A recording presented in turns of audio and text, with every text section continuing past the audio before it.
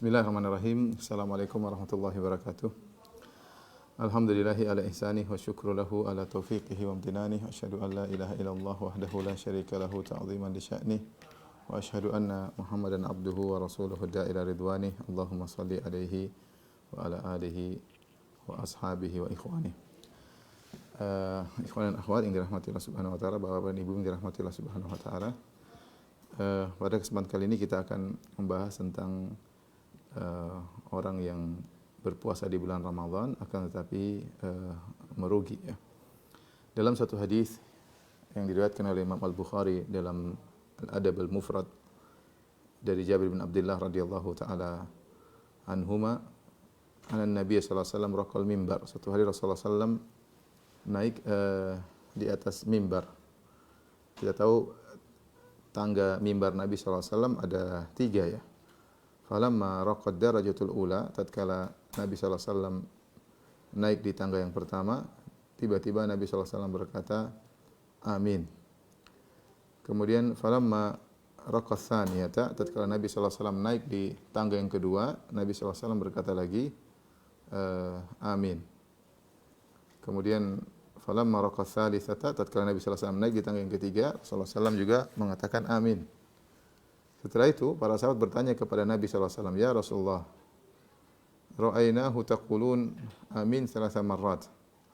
Ya Rasulullah, kami mendengar atau melihat Anda mengucapkan amin 3 kali. Ada apa gerangan?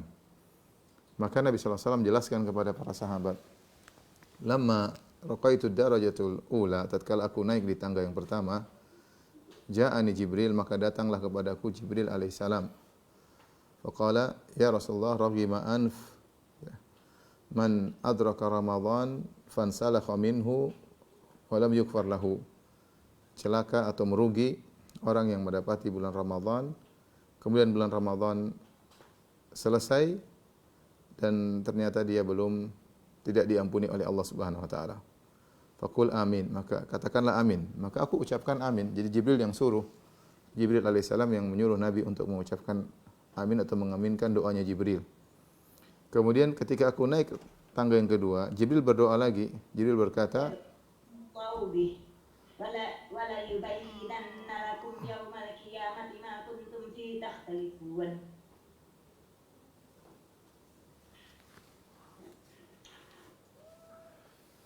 Tatkala naik di tangga yang kedua, Jibril berdoa lagi. Jibril alaihissalam berkata, raghima anf man adraka abawaihi indal kibar kilaihima aw ahadihima falam yudkhilahul jannah. Sungguh merugi seorang yang bertemu dengan kedua orang tuanya, masih sempat bertemu dengan kedua orang tuanya dalam kondisi sudah jompo, sudah tua. Kemudian ternyata dia tidak bisa masuk ke dalam surga ya. Faqul amin, katakanlah amin wahai Muhammad, maka aku katakan amin. Tatkala aku naik pada tangga yang ketiga, Jibril berkata lagi, raghima anf man dzukirta indahu falam yusalli alaik. Merugi atau celaka orang yang engkau disebut namamu disebut di sisinya dan dia tidak bersalawat kepadamu. Faqul amin, ucapkanlah amin, maka aku katakan amin. Hadis ini yang semakna dengan ini juga diriwayatkan oleh sahabat Abu Hurairah radhiyallahu anhu, diriwayatkan oleh Ibnu Khuzaimah dan yang lainnya. Jadi hadisnya hadis yang sahih. Ya, datang dari 2 sahabat, dari Jabir bin Abdullah radhiyallahu anhu dan juga dari Abu Hurairah radhiyallahu taala anhu. Yang hadis ini menceritakan tentang orang-orang yang merugi. Orang-orang yang merugi di mana Rasulullah SAW menggandengkan 3 orang yang merugi, yang ketiga orang tersebut didoakan keburukan oleh Jibril alaihissalam. Dan Jibril alaihissalam menyuruh Nabi mengaminkan. Ya. Lihatlah doa disampaikan oleh Jibril, malaikat terbaik, Sayyidul Malaikah. Kemudian diaminkan oleh Sayyidul Mursalin, pemimpin para nabi, mengaminkannya. Maka ini adalah kondisi 3 orang yang parah ya. Kalau kita perhatikan kenapa 3 orang ini disebut dengan orang-orang yang merugi, kesimpulannya bahwasanya 3 orang ini telah dibukakan bagi mereka pintu kebaikan yang luar biasa. Dibukakan bagi mereka pintu kebaikan yang luar biasa. Namun mereka bertiga tidak memanfaatkannya. Maka jelas mereka orang yang merugi ya. Dibukakan pintu kebaikan luar biasa, sangat mudah untuk masuk surga, sangat mudah untuk mendapatkan pahala yang berlipat ganda, namun mereka tidak melakukannya. Maka ini orang yang benar-benar kebangetan atau merugi. Perhatikan 3 amalan ini. Yang pertama, ya kalau kita sebutkan sebelumnya, yang pertama adalah misalnya seorang yang mendapati kedua orang tuanya dalam kondisi jompo. Seorang berbakti kepada orang tua, meskipun orang tuanya belum jompo, ya, itu pahalanya besar dan mudah sekali masuk surga dengan berbakti kepada kedua orang tua. Makanya ketika ada seorang sahabat yang datang kepada Nabi SAW, minta izin kepada Nabi untuk berjihad. Kita tahu jihad bukan perkara yang ringan, perkara yang berat, mengorbankan jiwa dan raga dan harta. Ketika dia minta izin untuk jihad, maka Nabi SAW bertanya, "Ahayyun walidak?" Apakah kedua orang tua masih hidup? Kata dia, "Masih ya Rasulullah." Kata Rasulullah SAW, "Fafihima fajahid." Kalau begitu berjihadlah engkau kepada kedua orang tuamu. Ya, itu berjihad, berjuang dalam berbakti kepada kedua orang tua, karena berbakti kepada orang tua butuh perjuangan, ya, butuh perjuangan, baik waktu, baik energi maupun harta, ya. Ya, ini demikian juga ada seorang minta izin untuk berjihad kepada Nabi sallallahu alaihi wasallam, untuk berjihad minta izin kepada Nabi sallallahu alaihi wasallam. Dalam hadis yang lain Rasulullah SAW bertanya, "Apakah ibumu masih hidup?" Kata dia, "Masih hidup, wahai Rasulullah, ibuku masih hidup." Kata Rasulullah SAW, "Ilzam rijlaiha fathammal jannah." Lazimilah kedua kaki ibumu, disitulah surga. Disitulah surga. Artinya apa? Seorang berbakti kepada kedua orang tuanya. Kedua orang tuanya belum jompo, ya, masih kuat, dia berbakti kepada orang tuanya, mudah bagi dia masuk surga. Apalagi jika kedua orang tuanya dalam kondisi jompo, ya. Kalau kedua orang tuanya saja, salah satu saja, dia dapat satu saja, misalnya ayahnya yang masih hidup atau ibunya yang masih hidup, itu saja kesempatan besar bagi dia masuk surga. Apalagi masih dapat dua-duanya. Seakan-akan pintu surga dia bawa ke rumahnya, seakan-akan dia tinggal masuk saja. Yang penting berbakti kepada kedua orang tua, ya. Terutama pahala semakin besar ketika kedua orang tua sudah mencapai masa jompo, sebagaimana Allah isyaratkan dalam firman-Nya, "Imma yablughanna indakal kibaru ahaduhuma aw kilahuma fala taqul lahumu uffin." Wa bil walidaini ihsana imma yablughanna indakal kibaru ahaduhuma aw kilahuma. Berbaktilah kepada kedua orang tua dengan sebakti-baktinya, dan ketika keduanya telah mencapai masa jompo, salah satunya atau kedua-duanya, fala taqul lahumu uffin, maka jangan berkata kepada keduanya, wala tanharhuma, jangan bentak keduanya, wa qul lahumu qaulan karima, tapi ucapkanlah kata-kata yang baik. Intinya ini kesempatan besar bagi seorang untuk masuk surga. Ternyata orang ini celaka, kenapa? Dia merugi, sangat merugi. Sudah dibukakan pintu surga sebesar-besarnya bagi dia, dua orang tuanya masih hidup, jompo, ternyata dia tidak bisa masuk surga, maka ini orang yang kebangetan, ya. Entah apa yang dilakukan sehingga tidak bisa masuk surga, ya. Entah apa yang dilakukan, entah orang tuanya dia lalaikan, entah dimasukkan ke pantai jompo tidak diperhatikan, entah tidak pernah telepon orang tuanya, entah tidak pernah mengunjungi orang tuanya, ya. Entah bertengkar sama orang tuanya, memutuskan silaturahmi. Intinya ini orang celaka. Tapi yang berikutnya, orang celaka atau yang merugi di antara tiga orang tersebut adalah orang yang man dzukirta indahu wa lam yusalli alaik. Orang yang disebutkan namamu di sisinya, ternyata dia tidak bersalawat kepadamu. Ini juga adalah ibadah yang sangat mudah, pahalanya besar. Makanya Rasulullah SAW dalam hadis yang lain mengatakan, al-bakhil man dzukirtu indahu wa lam yusalli alayya. Kata Nabi, orang yang pelit adalah orang yang ketika namaku disebut, dia tidak bersalawat, tidak mengatakan sallallahu alaihi wasallam, alaihi salatu wassalam, ya. Bersalawat sangat mudah, cuma mengucapkan sallallahu alaihi wasallam atau alaihi salatu wassalam, ya. Ya. Atau kalau mau panjang, salawat Ibrahimi, Allahumma shalli ala Muhammad wa ala ali Muhammad kama shallaita ala Ibrahim wa ala ali Ibrahim innaka Hamidum Majid, wa barik ala Muhammad wa ala ali Muhammad kama barakta ala Ibrahim wa ala ali Ibrahim innaka Hamidum Majid. Sangat mudah bersalawat kepada Nabi sallallahu alaihi wasallam, dan pahalanya besar. Kata Nabi sallallahu alaihi wasallam, man shalla alayya salatan wahidatan sallallahu biha alaihi asyara. Siapa yang bersalawat kepadaku sekali, maka Allah akan bersalawat kepada dia 10 kali. Artinya Allah akan memuji dia di hadapan para malaikat, ya. Dan ini ibadah yang ringan, ya. Kemudian pahala sangat besar. Apalagi kita bersalawat setelah mendengar azan, ibadah sangat ringan. Tinggal bersalawat kepada Nabi, maka pahalanya luar biasa. Maka orang seperti ini juga adalah orang yang merugi, karena ibadahnya sangat ringan. Cuma bilang, kita dengar orang bilang Muhammad, kita bilang sallallahu alaihi wasallam. Kita orang bilang Muhammad, kita bilang sallallahu alaihi wasallam. Bilang Nabi, kita bilang alaihi salatu wassalam. Mudah. Pahalanya sangat sangat besar ya. Namun jika dia meninggalkannya, ini orang yang sangat merugi ya. Karena ibadah ringan diberikan pahala besar seperti bersalawat kepada Nabi sallallahu alaihi wasallam, namun tidak dia kerjakan. Nah, di antara 3 orang yang celaka atau merugi tersebutlah orang yang bertemu dengan bulan Ramadan, namun ternyata tidak bisa diampuni oleh Allah Subhanahu wa taala. Hal ini dikarenakan bulan Ramadan adalah bulan yang telah diistimewakan oleh Allah Subhanahu wa taala, dikondisikan oleh Allah Subhanahu wa taala agar seorang mudah masuk surga, mendapatkan pahala yang sebanyak-banyaknya, diampuni oleh Allah Subhanahu wa taala. Ya, kalau kita mau bahasa sederhananya, Allah mengobral surga ketika itu, mudah masuk surga. Allah mengobral pahala, Allah mengobral ampunan, artinya Allah berikan sebanyak-banyaknya. Ya. Terserah Allah, Allah memilih bulan Ramadan bulan spesial dibandingkan yang lain, itu hak Allah Subhanahu wa taala. Allah berfirman, "Wa rabbuka yakhluqu ma yasha'u wa yakhtar, ma kana lahumul khiyarah." Allah, Rabbmu yang telah menciptakan apa yang Dia kehendaki, wa yakhtar, dan Allah memilih apa yang Allah kehendaki. Di antaranya Allah memilih waktu-waktu spesial untuk Allah berikan pahala yang sangat besar seperti bulan Ramadan. Ya, kita singgung sedikit bagaimana Allah mengkondisikan bulan Ramadan, ya, sehingga orang yang melalaikannya adalah benar-benar orang yang merugi. Nabi SAW ketika datang bulan Ramadan, dia berkata, "Atakum Ramadan syahrun mubarak." Telah datang kepada kalian bulan Ramadan, bulan yang penuh keberkahan. Ya. Tatkala Nabi mengatakan bulan keberkahan, berarti pahalanya sangat banyak. Ya. Namanya berkah itu kathura khairuhu. Namanya berkah, suatu dikatakan berkah itu jika kebaikannya banyak dan menetap. Itu namanya berkah. Ya, banyak kebaikan di situ. Dan bulan Ramadan disebut dengan bulan berkah, istimewa dibandingkan bulan-bulan yang lainnya. Makanya Nabi jelaskan keutamanya. Di antaranya futtihat idza jaa Ramadan futtihat abwabul jannah. Jika datang bulan Ramadan dibukakan pintu-pintu surga.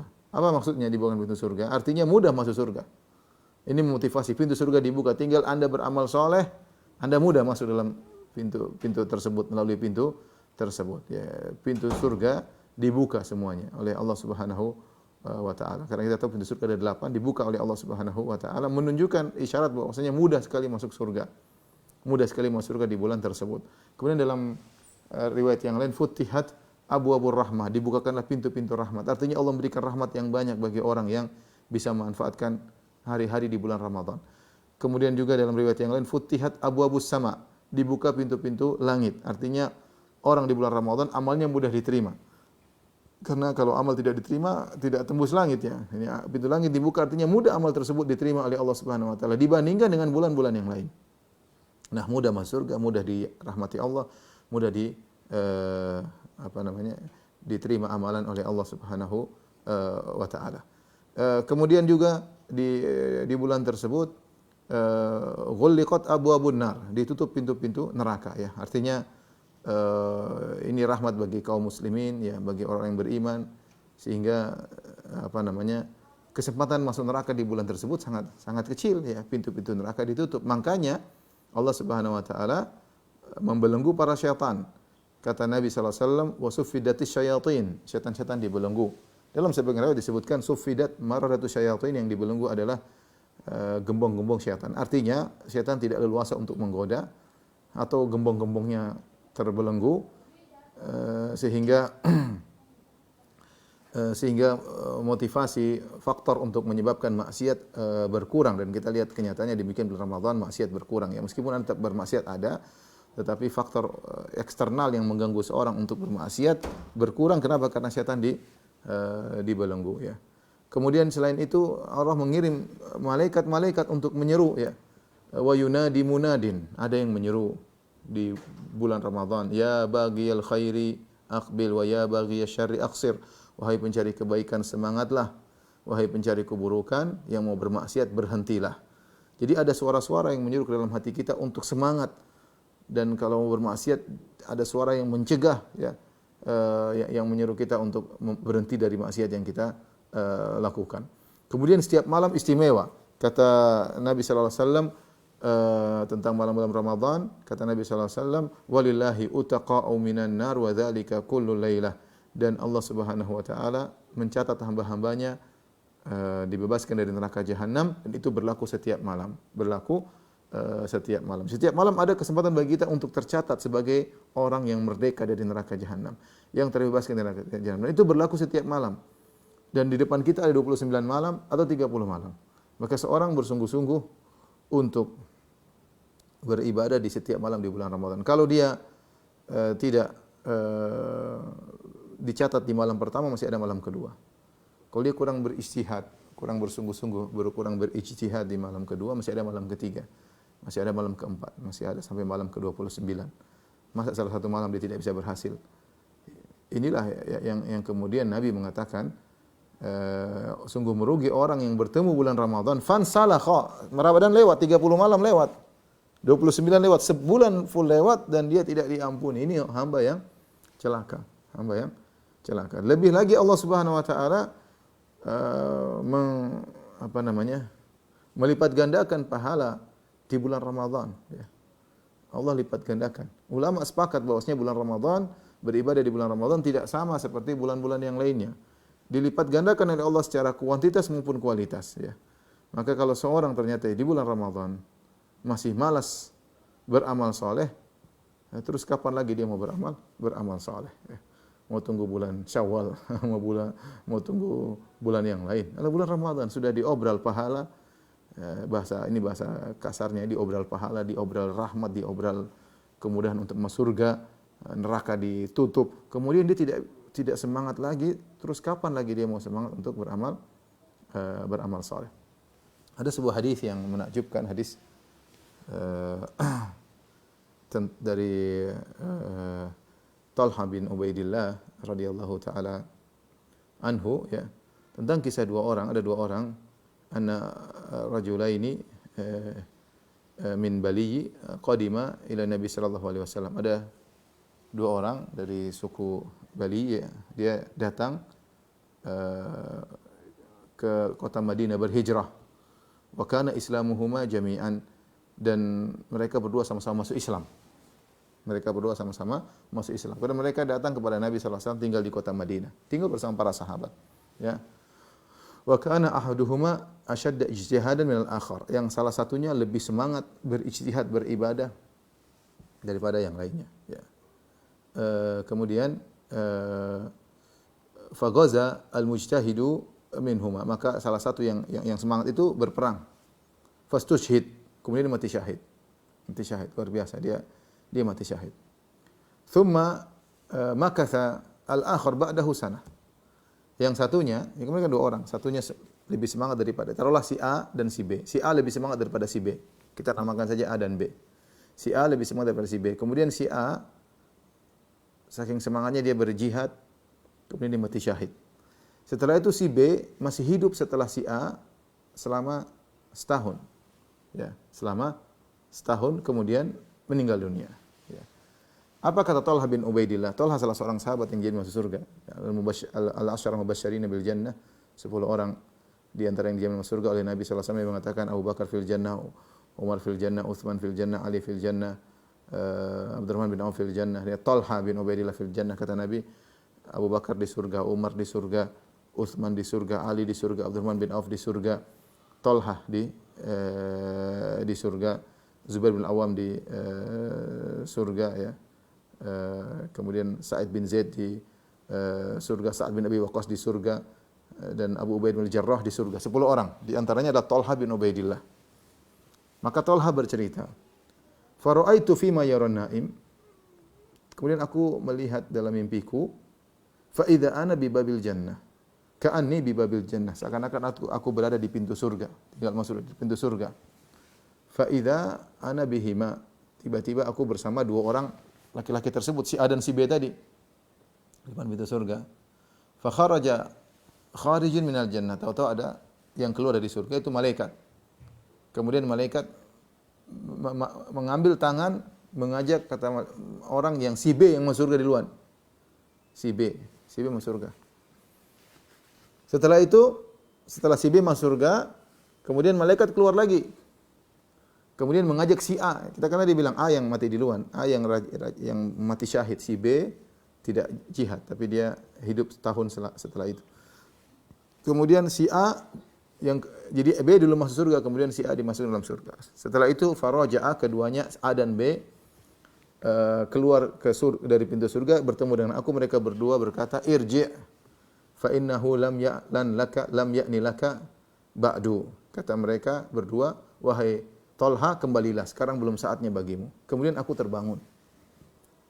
Mimpi ini menakjubkan ya, karena mereka tahu si A lebih hebat daripada si B. Maka kemudian Tolha bercerita kepada para sahabat yang lain. Fata'ajjabu min dzalik, mereka heran, kok bisa ya? Ya, si dalam mimpi Tolha kok si B yang masuk surga duluan daripada si A. Fabalagha dzalika Rasulullah sallallahu alaihi wasallam, maka kabar ini sampai kepada Rasulullah sallallahu alaihi wasallam. Rasulullah SAW kemudian bertanya kepada para sahabat, mimma ta'jabun, apa yang kalian anehkan, apa yang kalian takjubkan, ada apa gerangan yang kalian anehkan? Maka qalu, para sahabat berkata, ya Rasulullah, hadza, ya Rasulullah, si A, ya, aktsaru asyaddu ijtihadan, dia lebih semangat daripada si B. Wastushhid, dan si A ini mati syahid.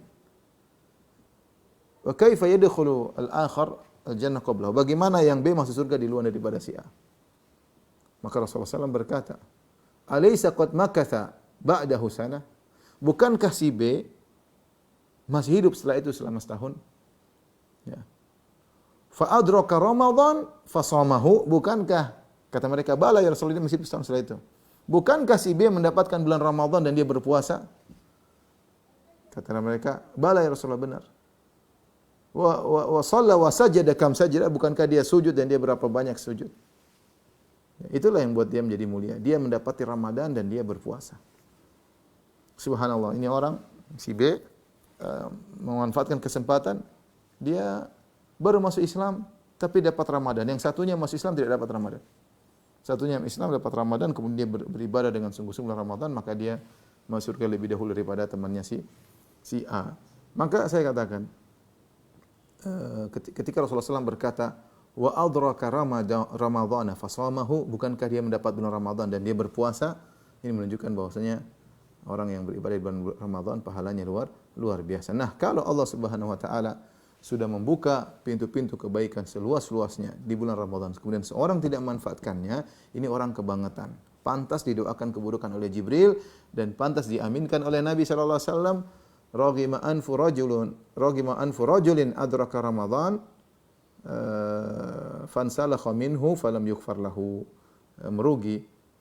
Raghim anf itu apa namanya, hidungnya tersungkur di tanah, maksudnya hidungnya tersungkur di tanah, itu menunjukkan kerugian orang yang mendapati bulan Ramadan kemudian dia tidak bisa diampuni, maka ini sungguh orang yang merugi. Ini mukaddimah panjang tadi yang sampaikan tentang bahwasanya di sana ada orang yang merugi di bulan Ramadan. Kita akan sebutkan beberapa model kerugian yang dialami oleh sebagian orang, ya, karena Nabi SAW telah mengisyaratkan ada orang-orang yang merugi tersebut, seperti tadi dalam hadis Jabir bin Abdullah dan hadis Abu Hurairah yang sudah kita sebutkan tadi di awal pengajian. Di antaranya dalam hadis yang lain Rasulullah SAW bersabda, "Rubba sha'imin laisa lahu min siyamihi illal ju' wal 'atash." Betapa banyak orang yang berpuasa namun dia tidak mendapatkan dari puasanya kecuali hanya lapar dan dahaga. Ini sungguh merugi. Kemudian juga dalam hadis yang lain kata Nabi SAW, man lam yada' qaula zur, barang siapa yang berpuasa namun tidak meninggalkan kedustaan, wal jahla, dan tidak meninggalkan kemaksiatan, wal amala bihi, dan tetap melakukan kemaksiatan, falaisa lillahi hajatun fi ayyada ta'amahu wa syarabahu, maka Allah tidak perlu dengan laparnya dan dahaganya. Artinya Allah tidak akan berikan pahala kepada laparnya dan dahaganya, ya. Pengorbanannya selama Ramadan tidak ada nilainya. Kenapa? Karena dia tidak meninggalkan kemaksiatan. Dia merugi, ya. Dia sudah lapar, dahaga, tapi tidak ada pahala yang dia dapatkan. Ini hadis-hadis mengisyaratkan ada orang-orang yang merugi di bulan Ramadan. Kita akan sebutkan bentuk kerugian di bulan Ramadan secara sederhana, ya.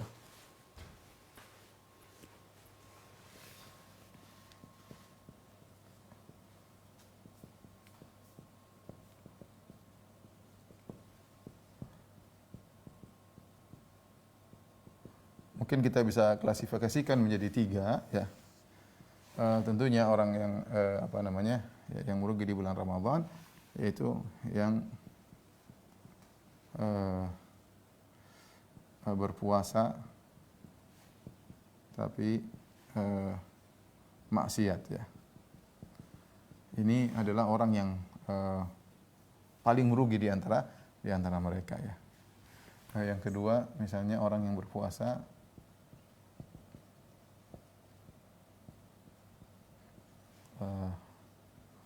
namun tidak tidak semangat melakukan ibadah.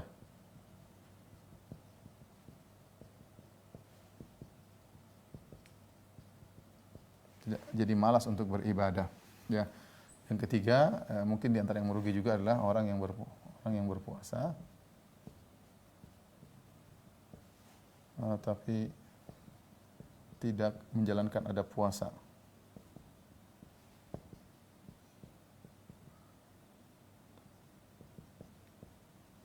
Ya, di antaranya banyak nanti kita sebutkan, di antaranya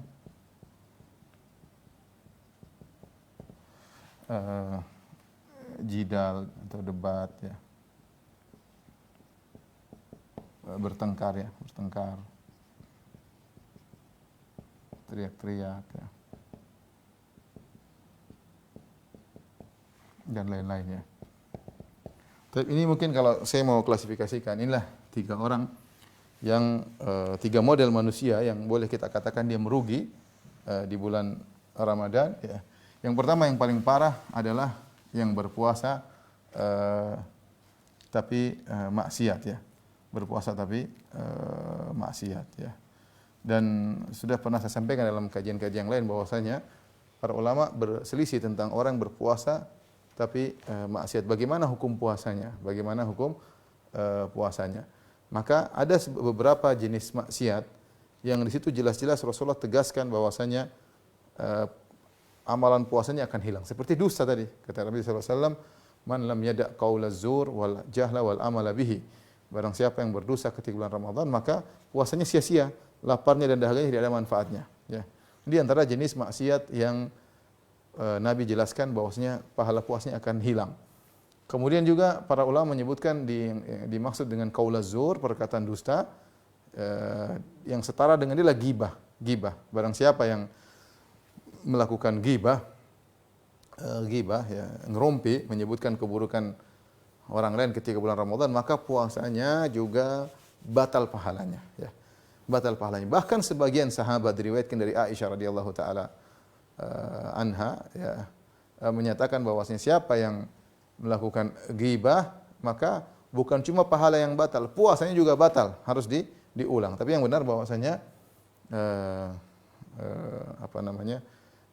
bahwasanya puasanya sah namun pahalanya yang hilang. Puasanya sah namun pahalanya yang hilang. Jadi ada beberapa kemaksiatan yang spesial yang bisa menghilangkan pahala puasa. Banyak di antara hal yang menyedihkan, saya pernah ngisi di suatu stasiun televisi, bukan di televisi tapi di kru televisi.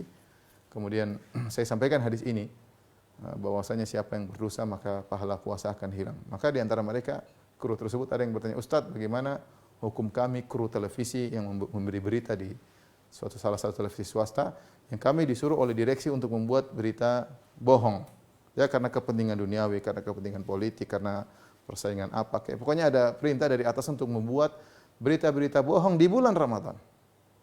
Saya juga kaget mendengar pertanyaan tersebut. Kemudian mereka bertanya, orang itu bertanya, "Ustaz, apakah pahala kami saja yang hilang atau pahala direksi saja yang hilang atau pahala kami juga hilang?" Jadi, ya, saya bilang semuanya ada kena lah. Direksi yang nyuruh bikin berita bohong, kalian eksekutornya yang membuat berita tersebut juga sama kena, ya. Bayangkan membuat berita bohong, disebarkan medsos, banyak orang berbohong. Bagaimana kalau kita berbohong kepada satu orang saja? Kita berbohong kepada satu orang saja, pahala puasa kita hilang. Apalagi kalau kita berbohong kepada ribuan orang yang nonton. Apalagi dalam sebagian tayangan sampai jutaan viewersnya. Ini kan musibah besar. Ini di antara orang yang merugi di bulan bulan Ramadan, ya, merugi di bulan Ramadan. Maka hati-hati dengan maksiat, ya. Ya. Maksiat, ya, ada dua kemungkinan, ya. Menghilangkan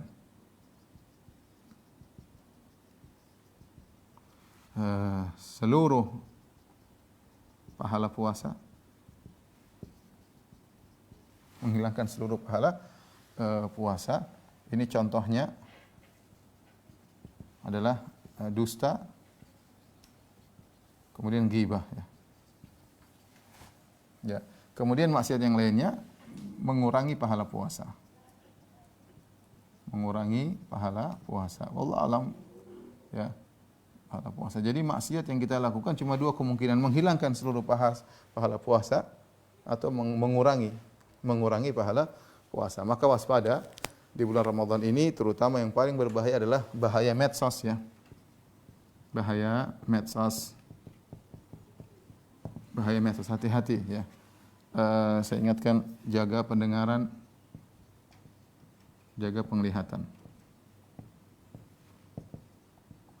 Kita tidak ingin sudah susah-susah kita berpuasa ternyata pahalanya berkurang, ya. Ya, makanya saya hati-hati para pencinta YouTube, para pencinta Facebook, hati-hati, ya. Di dunia Facebook, dunia YouTube banyak seleweran iklan-iklan yang enggak benar, seleweran, ya. Kita aja nonton laki-laki saya bisa nonton berita saja, pembawa beritanya membuka auratnya dengan pakaian yang seksi, ya. Kita terkadang anggap biasa, tapi ketika kita nonton 1 detik, 2 detik, 1 menit, 2 menit, maka pahala kita kena roaming, ya, hilang sedikit demi sedikit, hilang. Ya, kenapa? Karena kita ketika berpuasa, mata kita tidak puasa, telinga kita tidak puasa, ya. Padahal kata Jabir bin Abdullah radhiyallahu anhu, "Idza sumta falyasum sam'uka wa basaruka." Kalau kau sedang berpuasa, maka matamu juga puasa, telingamu juga puasa, wa lisanuka, lisanmu juga berpuasa. Ini hati-hati bahaya medsos. Dan perhatikan sini juga hati-hati ghibah. Sama dengan ghibah, penikmat ghibah juga sama dengan pelakunya, pendengar ghibah. Ya, sama dengan pelaku ghibah. Hati-hati. Kalau dia ridha, sama dengan pelaku ghibah. Di dunia medsos, dunia berita, banyak ghibah-ghibah yang tidak layak untuk kita dengar. Nah, kalau kita ternyata enjoy mendengar ghibah-ghibah tersebut, ya, bongkar-bongkaran aib ini sama kita enjoy, kita bisa juga pahala kita hilang. Karena sebagaimana para ulama jelaskan, orang yang mendengarkan ghibah, dia bukan dia yang berghibah, tapi dia ikut dengar dan dia menikmati berita-berita ghibah tersebut, maka sama dengan pelakunya, ya. Maka waspada, ya.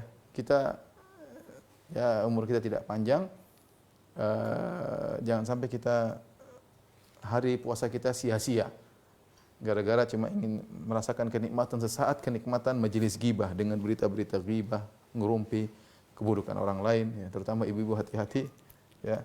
Maka akhirnya puasa kita sia-sia, tidak ada manfaat, hanya mendapatkan lapar dan dahaga. Ini model orang yang merugi yang pertama.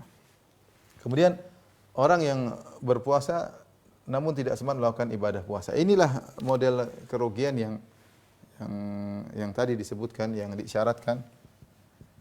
diisyaratkan dalam hadis Jabir, ya. Jabir bin Abdullah, ya.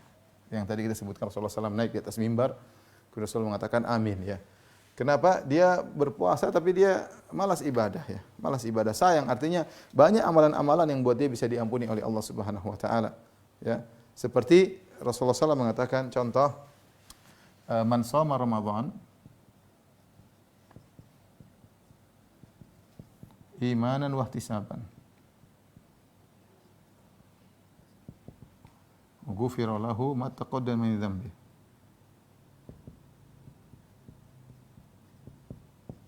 Kata Nabi, siapa yang berpuasa di bulan Ramadan, ya, imanan wa ihtisaban. Siapa yang berpuasa iman dan ihtisab, ya. Iman dan ihtisab. Akan diampuni dosa-dosa yang telah lalu, maka diampuni dosa-dosanya yang telah lalu. perhatikan, ini yang perlu kita ingatkan, kita ketika berpuasa di bulan Ramadan, jangan hanya berpuasa sebagai rutinitas harian, tapi harus ada ihtisab. Ihtisab ini yang sangat penting. Ini yang membedakan antara puasa orang yang spesial dengan puasa orang-orang umum, ya. Ihtisab sebagaimana dijelaskan oleh Abu Sulaiman Al-Khattabi, ihtisab yaitu raghbah fi thawab, dia berpuasa karena mengharapkan pahala, thayyibatan nafs, kemudian jiwanya dalam kondisi semangat, ghairu mustathqilin li siyami, tidak merasa berat dengan puasanya, wala mustatilin li ayami, dan tidak merasa kok panjang sekali sebulan.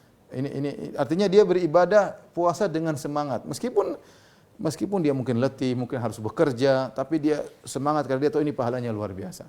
Saya sering menganalogikan seperti dua orang lelaki, si A dan si B, yang pergi ke masjid, ingin sholat di masjid. Yang satu merasa berat ke masjid karena ini hanyalah kewajiban. Seandainya tidak wajib, saya ingin sholat di rumah misalnya. Dia tidak semangat.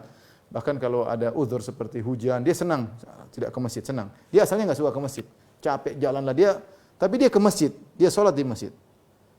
Beda dengan satunya, dia ke masjid dengan penuh semangat. Yang Rasulullah SAW sebutkan tentang orang seperti ini, di antara 7 golongan yang Allah naungi pada hari kiamat, kata Nabi SAW, rajulun qalbuhu mu'allaqun bil masajid. Seorang yang hatinya rindu untuk ke masjid. Jadi dia rindu kapan dikumandangkan azan sehingga dia melangkahkan kaki menuju masjid. Ya, yang satunya merasa bahwasanya masjid hanyalah mengganggu kegiatannya, azan mengganggu transaksinya, azan mengganggu rapatnya.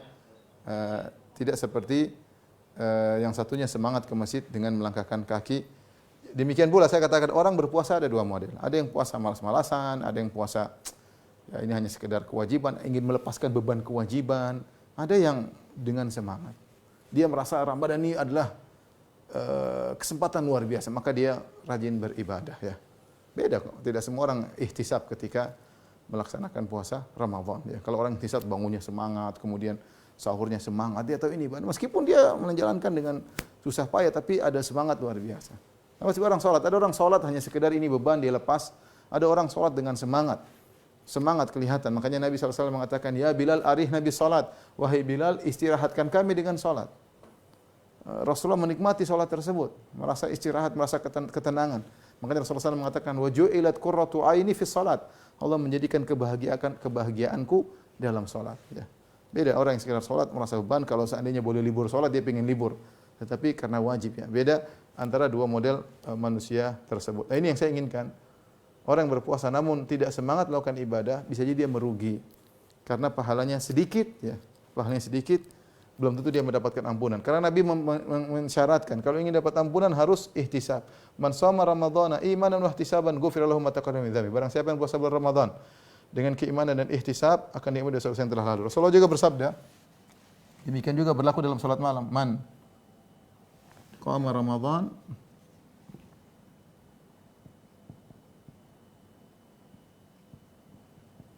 imanan wa ihtisaban ghufira lahu ma taqaddama min dzambi.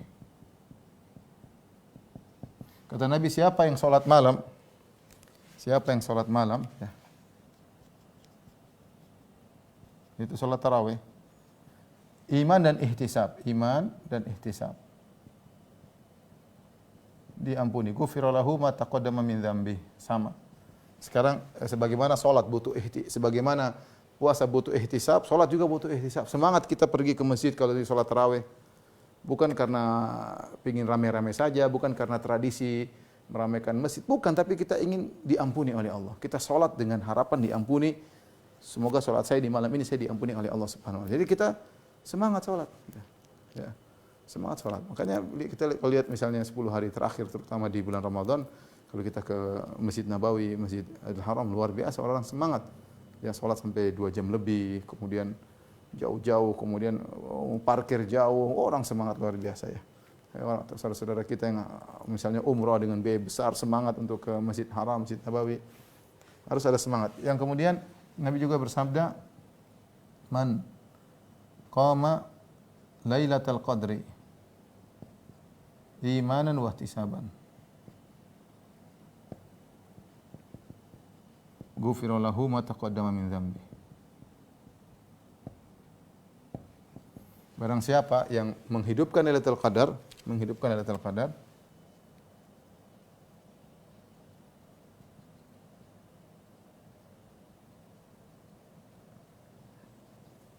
iman dan ihtisab, maka diampuni dosa-dosanya yang telah lalu. Ini semua contoh amal soleh yang seharusnya seorang melakukannya dengan semangat,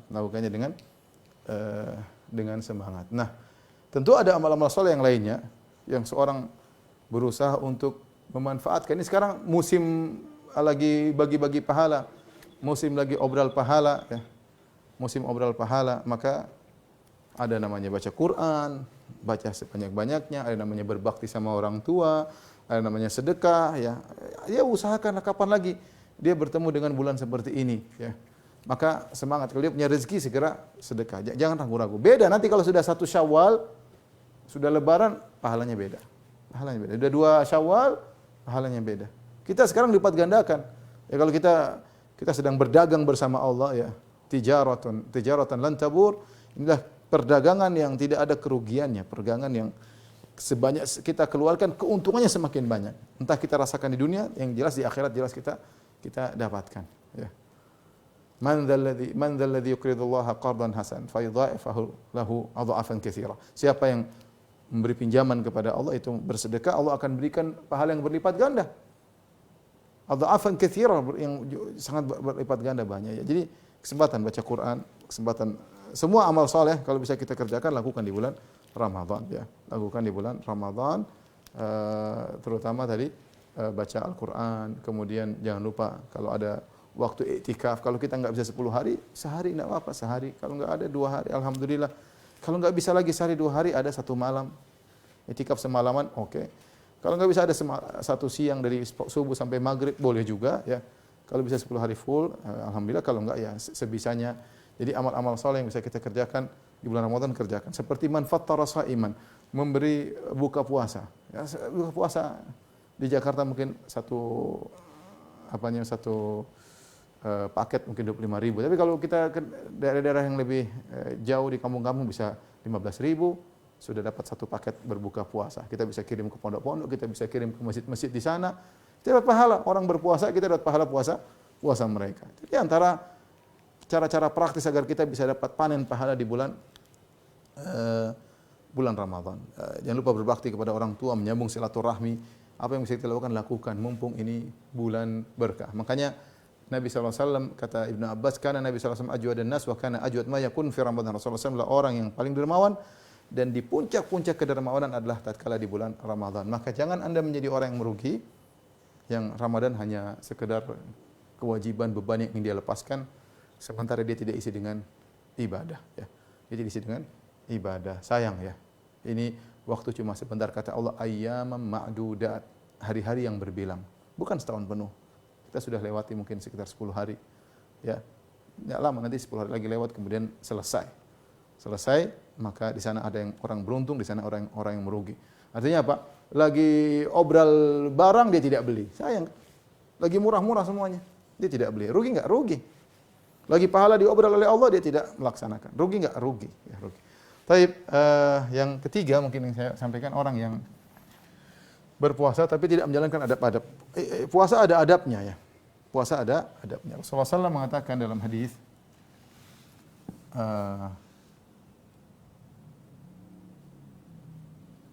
Rasulullah SAW bersabda, "Idza kana yaumu siyami ahadikum, ya, fala yarfath wala yaskhab." Ya. Kata Nabi SAW, jika salah seorang dari kalian sedang puasa, ya, jangan berkata-kata kotor. Jangan teriak-teriak. Dalam sebagian riwayat, wala yujadil, jangan debat, jangan berdebat.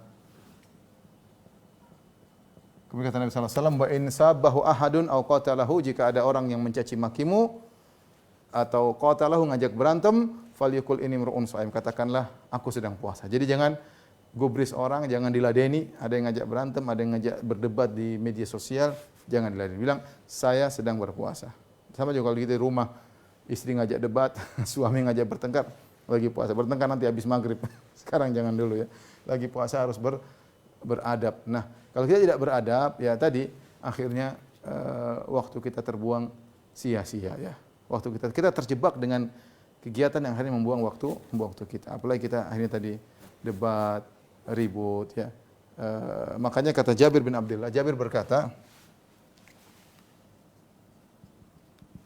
"Idza wala taj'al yauma siyamika wa yauma fitrika sawa." Ya. Kata Jabir bin Abdullah, "Wala taj'al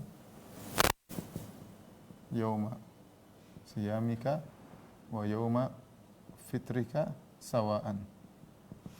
Jangan jadikan hari puasamu seperti hari biasa. Hari puasamu seperti hari biasa. Nah, ikhwan dan akhwat yang rahmati Allah Subhanahu wa taala, waktu di bulan Ramadan adalah waktu yang tidak seperti hari-hari, waktu sangat spesial. Setiap detik yang kita lewati ini memiliki manfaat yang luar biasa, dilipat gandakan. Maka harapan saya dan untuk saya pribadi juga untuk para pemirsa, jangan ada satu detik pun terbuang. Harus ada manfaatnya, entah mau kita ngobrol sama istri kek, untuk bercanda sama anak-anak kek, untuk telepon orang tua kek. Pokoknya jangan ada satu waktu kita buang-buang. Nongkrong melamun jangan ya. Itu namanya tidak beradab dalam puasa. Puasa di antara adab yang penting dalam puasa, jangan buang-buang waktu. Jangan buang waktu. Apalagi kemudian debat, teriak-teriak, bertengkar. Ini mungkin tidak sampai pada derajat dosa mungkin ya. Tapi ini namanya merugi. Dia waktu terbuang-buang, tidak ada manfaatnya. Ya. Ini bentuk kerugian yang lain, buang-buang waktu. Nah, contoh seperti ngabisin waktu, kemudian lihat apa, kayak cerita apa, kayak pergi contoh ngabuburit, nunggu berbuka, pergi ke lapangan lihat orang main layangan atau lihat orang balapan motor. Ya, kalaupun itu tidak ada dosanya, mungkin bisa berdosa melihat aurat wanita terbuka. Kalaupun tidak ada dosanya, buang-buang waktu. Ini orang merugi. Gimana di bulan Ramadan dia buang waktu. Waktu seakan-akan banyak, mau tidak bisa dihabiskan. Sementara orang-orang soleh waktu merasa kekurangan. Dia mau baca Quran enggak. Maunya khatam sekian enggak bisa. Pengen baca terjemahan Quran enggak ada waktu. Di bulan Ramadan ya. Pengen banyak dia mau lakukan, ingin bersedekah enggak ada duit. Pengen ini banyak hal yang dia mau lakukan enggak bisa. Ya. Ini sebagian orang, Masya Allah, waktu di bulan Ramadan banyak banget dia buang-buang. Dia buang-buang. Maka itu di antara bentuk kerugian, menjadikan hari Ramadan seperti hari biasa. Di antara buktinya adalah dengan udah dia di HP ngelihat berita, browsing, lihat satu berita, dua berita, tiga berita, empat, enggak tahu sudah 1 jam. Atau dia bagi-bagi, pagi lihat setengah jam, siang setengah jam, tak tahu 2 jam sehari hilang. Coba itu kalau buat baca Quran. Coba itu kalau buat telepon orang tua. Coba kalau itu buat menyenangkan hati anak istri. Coba kalau itu buat nyambung tali persaudaraan, telepon kawan-kawan yang jauh, menyenangkan hati mereka. Artinya ibadah di bulan Ramadan bukan cuma ibadah mahdhah, bukan cuma baca Quran, salat, ada ibadah lain yang bagaimana interaksi kita dengan sama manusia, kita interaksi dengan cara yang terbaik. Maka maksud saya jangan sampai kita buang-buang waktu. Kurangi gadget, kurangi medsos ya. Nanti ajalah kalau habis Ramadan bolehlah. Sekarang ini udahlah. Enggak perlu. Karena kalau kita sudah buka medsos, tidak luput dari namanya dosa, memandang hal yang haram, mendengar yang haram. Waspada, seorang waspada, jangan sampai dia mengalami kerugian di bulan Ramadan. Inilah para pemirsa yang dirahmati Allah Subhanahu wa taala, kira-kira 3 model orang yang merugi di bulan Ramadan, yang berpuasa tapi maksiat, yang berpuasa tapi tidak semangat melakukan ibadah, atau yang berpuasa namun bukan melakukan maksiat tapi buang-buang waktu seakan-akan emas yang harusnya didapatkan dia buang-buang, tidak diambil bahkan dia buang-buang, tidak ada manfaatnya dan dia akan merugi pada hari kiamat kelak. Makanya seorang baru merasakan pentingnya waktu benar-benar dirasakan ketika dia akan meninggal ya. Makanya Allah mengatakan dalam Al-Qur'an, kata Allah Subhanahu wa taala, "Wa anfiqu mimma razaqnakum min qabli an ya'tiya ahadakumul maut fayaqulu rabbi laula akhartani ila ajalin qaribin fa asaddaq wa akum minas salihin." Ya, kata Allah, berinfaklah dengan rezeki yang kami berikan, sebagian rezeki yang kami berikan kepada kalian sebelum salah seorang dari kalian didatangi oleh kematian. Fayaqul, maka dia berkata, Rabbi laula akhartani, ya Allah bagaimana kalau kau tunda kematianku sebentar saja. Ajalin qarib, sebentar saja, 1 menit, 2 menit. Fa asaddaqo, sehingga aku bisa bersedekah. 1 menit buat buka ATM banking, kirim kemana bisa. 1 menit saja. Dia menyesal kapan dia merasa pentingnya waktu tersebut ketika mau meninggal. Ketika dia meninggal. Demikian juga orang sudah masuk neraka, mereka berkata, Rabbirji'un, kembalikan aku ya Allah. Ya, kembalikan aku. Ingin kembalikan meskipun sebentar. Ya. Kita yang mungkin belum merasakan, kita dan kita semua belum merasakan momen seperti itu. Sekarang ada waktu kita banyak, jangan kita sia-siakan. Terutama di bulan Ramadan. Wallahu a'lam bishawab. Ini saja mungkin yang bisa saya sampaikan. Mungkin kalau ada yang bertanya saya persilahkan. Jazakallahu khair Ustaz Sima atas ilmu dan nasihat yang telah disampaikan. Barakallahu fiik Ustaz. Baik Ustaz, Ana izin lanjutkan ke sesi tanya jawab Ustaz. Ya, silakan. Baik. Untuk pertanyaan pertama, Ustaz, apakah bila sholat tarawih bisa membaca surat melalui memegang Al-Quran yang tipis? Ya, ya, sebagaimana diriwayatkan dari Aisyah radhiyallahu taala anha, salat tarawih diimami oleh seorang budaknya dan budaknya tersebut membaca dari mushaf. Ini diamalkan oleh sebagian salaf. Jadi tidak mengapa bagi orang yang punya hafalan tentunya yang terbaik dia tanpa mushaf, tetapi kita dianjurkan untuk salat lama-lama dan sebagian kita tidak memiliki hafalan, maka dia boleh melihat mushaf. Bisa juga dia taruh tablet depan misalnya, kemudian dia tinggal geser, bisa juga, atau dia buka mushaf. Boleh, ini gerakan yang dimaafkan dan ini dipraktikkan oleh para salaf ya. Karena kalau baca panjang ya terpaksa dia membuka berapa kali, sekali mungkin 2 lembar, dibuka 3 kali ya. Sehingga itu gerakan tersebut demi kemaslahatan salat dan itu tidak mengapa ya.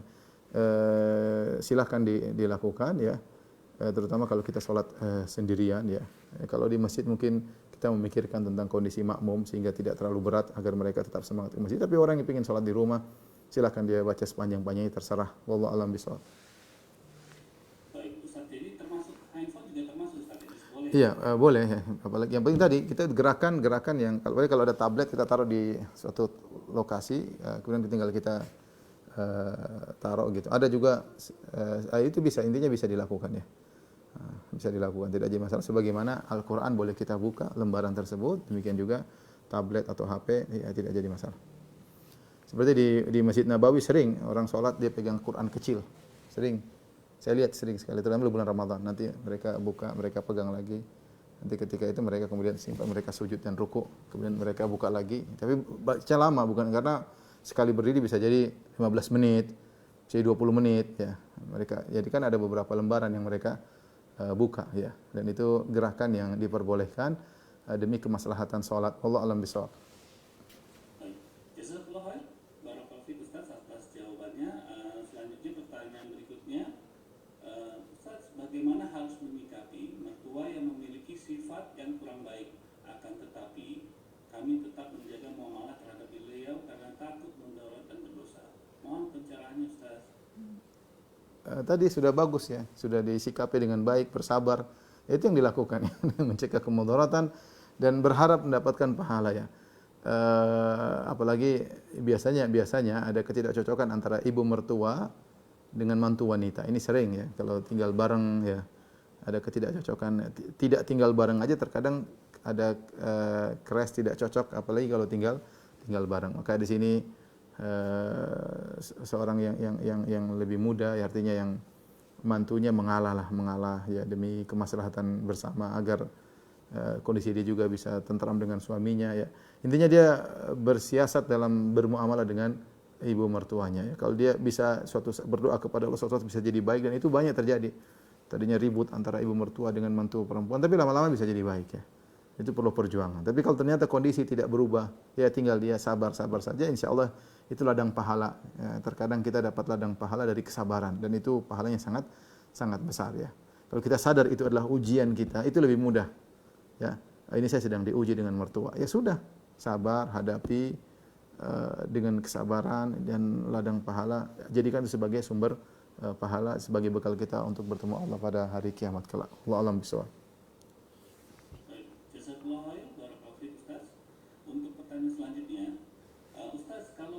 Ramadan bukan hanya dengan tilawah atau sholat saja, tetapi misalnya bantu untuk menyiapkan takjil, dan apakah itu termasuk menyiapkan waktu, Ustaz?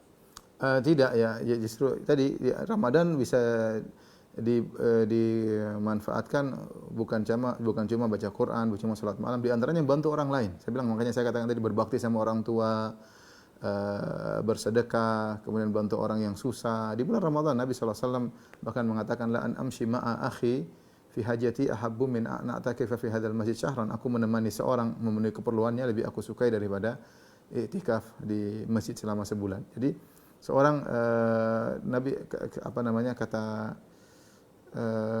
kata Ibnu Abbas, wala Rasulullah sallallahu alaihi wasallam ajwadu bil khair min ar-rihil mursalah. Kata Ibnu Abbas dalam Sahih Bukhari, sungguh kebaikan Rasulullah SAW di bulan Ramadan lebih cepat daripada angin yang berhembus. Kenapa disebut angin berhembus? Angin berhembus itu cepat dan mudah tersebar. Artinya Rasulullah SAW, kedermawanan beliau di bulan Ramadan cepat dan mudah tersebar. Berarti Rasulullah SAW bukan cuma nongkrong di rumah baca Quran, enggak. Dia ada waktu baca Quran sallallahu alaihi wasallam. Dia ada waktu juga membantu orang lain di bulan Ramadan. Apalagi kita membantu takjil, membantu menyiapkan buka puasa.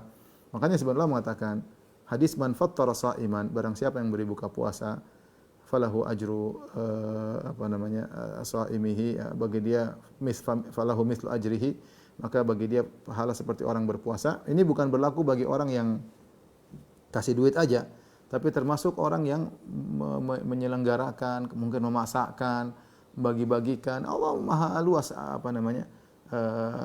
pahalanya. Makanya dalam hadis sebutkan, misalnya ada panah yang digunakan untuk berjihad di jalan Allah yang dapat pahalanya, yang memanahnya dapat, yang menyiapkan anak panahnya, yang meruncingkan juga dapat pahala. Karena mereka semua bekerja sama dalam jihad di jalan Allah Subhanahu wa taala. Maka demikian pula kalau ada buka puasa, yang masak juga, mungkin dia menganggapnya duit tapi dia yang masakkan. Dia masakkan dan dia lillah, bukan karena dapat upah tapi dia puas, dia menyiapkan. Kemudian ada yang mungkin bagikan, ngantar kepada orang susah. Insyaallah semua dapat pahala. Allah jangan kita batasi kasih sayang Allah Subhanahu wa taala. Jadi kalau seorang tulus kepada Allah, bukan cuma menyediakan biaya, tapi yang menyelenggarakan, yang bersusah payah, mudah-mudahan dia juga mendapatkan pahala seperti orang yang menyediakan biayanya. Tapi saya ingatkan kepada ibu-ibu, kalau bulan Ramadan bukan saatnya praktek masak-memasak ya. Mungkin punya jadwal, hari ini kita masak ini, besok masak ini, ada menu baru. Akhirnya dia banyak waktu habis, artinya mau bikin kue ini harus beli ini ke sana 1 jam 2 jam di mall habis buat bikin kue A misalnya. Ya, bukan begitu juga, artinya kita masak-masak oke, kita menyenangkan, tapi bukan berarti waktu kita habis juga terlalu banyak masak sampai 3 jam 4 jam cari barangnya, kemudian ini buka enggak juga begitu. Ya, kita tidak berlebihan dan juga tidak kekurangan. Menyenangkan suami, masak yang enak, menyediakan berbuka, tapi jangan juga buang-buang waktu kita sesuai dengan porsinya. Allah alam bisawab. Untuk pertanyaan selanjutnya, apakah termasuk seseorang yang dikatakan puasanya merugi ketika di bulan puasa ia terjebak dalam masalah hutang piutang, lalu dia mendapat ancaman dari debt collector dan ia terpaksa meminta keluarganya berbohong untuk melindungi dirinya dari ancaman sang debt collector, walaupun niatnya mengurus sedikit waktu pembayaran semata-mata mencari jalan keluar untuk melunasi hutangnya. Mohon pencerahannya, Ustaz. Wallahu alam bisawab ya. Kalau artinya mungkin dia berbohong supaya tidak dibunuh, ya itu mungkin berbohong yang wajib ya. Saya tidak tahu ancaman debt collector sampai tingkatan apa, saya enggak tahu, tapi intinya hukum asal berbohong adalah dosa dan bisa membatalkan pahala puasa ya. Tapi kalau memang dia berbohong karena ada ancaman mau dibunuh, mau apa ya, ini lain cerita ya. Saya enggak tahu ya. Intinya dia banyak istighfar di bulan Ramadan ini. Wallahu a'lam bishawab. Baik, jazakallahu khairan, barakallahu fiik. Pertanyaan selanjutnya, Ustaz, izin bertanya, jika orang tua meminta kami melakukan hal yang diharamkan seperti meminjam uang di bank, jika tidak diikuti orang tua marah kepada kita, bagaimana sebaiknya kami bersikap, Ustaz? Biarin aja marah, enggak apa-apa ya. Enggak ada masalah, itu ujian bagi kita ya. La ta'ata li makhluqin fi ma'siyatil khaliq. Tidak ada ketaatan bagi makhluk dalam rangka bermaksiat kepada Allah Subhanahu wa taala. Riba dosa besar, sebagaimana zina dosa besar, sebagaimana mencuri dosa besar, riba juga dosa besar. Maka kita dari kacamata syariat riba adalah dosa besar.